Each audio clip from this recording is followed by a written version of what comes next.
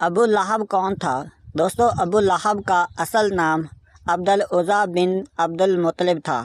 وہ حضور اکرم صلی اللہ علیہ وسلم کے چچا تھے۔ ان کا تعلق قریش کے ایک معزز اور بڑے قبیلے سے تھا۔ ابو لہب کا مطلب ہے شعلے والا یا آگ والا۔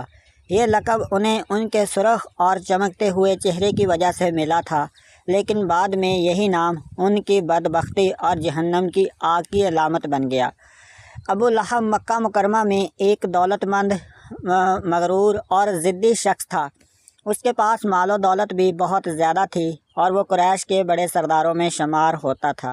وہ اپنے قبیلے میں بڑا اثر و رسوخ رکھتا تھا، لیکن دل کے لحاظ سے سخت تکبر کرنے والا اور ضدی تھا۔ جب حضور اکرم صلی اللہ علیہ وسلم نے اسلام کی دعوت کا آغاز کیا تو اللہ کی توحید اور برابری کا پیغام دیا تو قریش کے بڑے سردار اس پیغام کے سخت مخالف ہو گئے۔ انہی مخالفین میں سب سے آگے ابو لہب تھا۔ ایک دن حضور اکرم صلی اللہ علیہ وسلم اپنے تمام قریبی رشتہ داروں کو کھانے پر بلایا اور اسلام کی دعوت دی۔ آپ صلی اللہ علیہ وسلم نے فرمایا، میں تمہارے لیے ایک عظیم عذاب سے ڈرانے والا ہوں۔ یہ سن کر سب خاموش ہو گئے، لیکن ابو لہب غصے سے بولا، اے محمد، کیا تم نے ہمیں اسی لیے بلایا تھا؟ یعنی ہلاکت ہو تم پر، تم نے ہمیں بلا کر یہ باتیں سنائیں۔ اسی وقت اللہ تعالیٰ کی طرف سے سورۃ المسد نازل ہوئی، جس میں ابو لہب اور اس کی بیوی کی مذمت کی گئی۔ قرآن میں ابو لہب کے بارے میں یہ صورت اتری۔ ترجمہ: ابو لہب کے دونوں ہاتھ ٹوٹ جائیں اور وہ ہلاک ہو، نہ اس کا مال اس کے کام آیا نہ کوئی کمائی، وہ عنقریب شعلوں والی آگ میں داخل ہوگا، اور اس کی بیوی بھی جو ایندھن ڈھونڈنے والی تھی، اس کی گردن میں رسی ہوگی۔ ابو لہب کی بیوی کا انجام یعنی کہ جمیل۔ ابو لہب کی بیوی کا نام جمیل تھا۔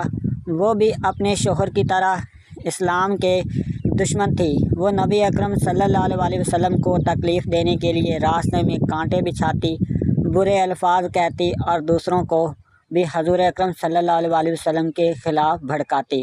اس لیے قرآن پاک نے اسے حمالۃ الحطب کہا، یعنی لکڑیاں ڈھونڈنے والی۔ مطلب یہ کہ وہ دنیا میں کانٹے ڈالتی اور آخرت میں جہنم کا ایندھن بنے گی۔ ابو لہب کی دشمنی کی مثالیں: وہ ہمیشہ اسلام کا مذاق اڑاتا۔ جب نبی کرم صلی اللہ علیہ وسلم کعبہ میں نماز پڑھتے تو وہ پیچھے کھڑے ہو کر آوازیں کستا۔ حج کے موقع پر دوسرے قبائل جب مکہ آتے تو ابو لہب ان کے پاس جا کر کہتا، محمد صلی اللہ علیہ وسلم سے بچو، یہ جادوگر ہے۔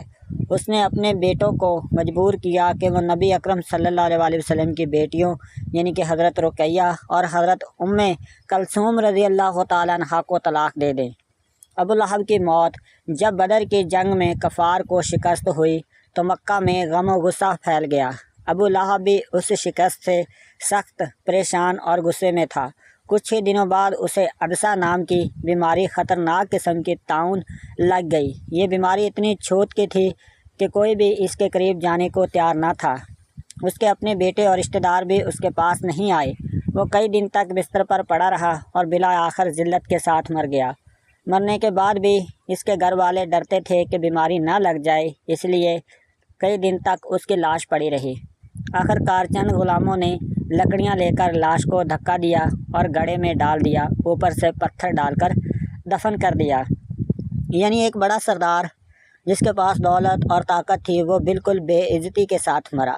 ابو لہب کی کہانی ہمیں یہ سکھاتی ہے، غرور اور ضد انسان کو برباد کر دیتی ہے۔ دولت اور رشتہ داری ایمان کے سامنے کچھ نہیں۔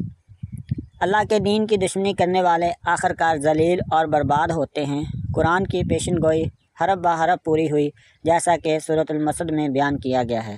دوستو، یہ تھی آج کی ہماری ابو لہب کے بارے میں سٹوری، مکمل تفصیل کے ساتھ بتائی جو ہم نے۔ مزید اسلامک سٹوری کے لیے ہمارے چینل کو سبسکرائب لازمی کریں، بیل نوٹیفیکیشن کو آن رکھا کریں تاکہ کوئی بھی ہماری نئی اپڈیٹ ہو وہ سب سے پہلے آپ کے پاس پہنچے۔ تھینک یو، اللہ حافظ۔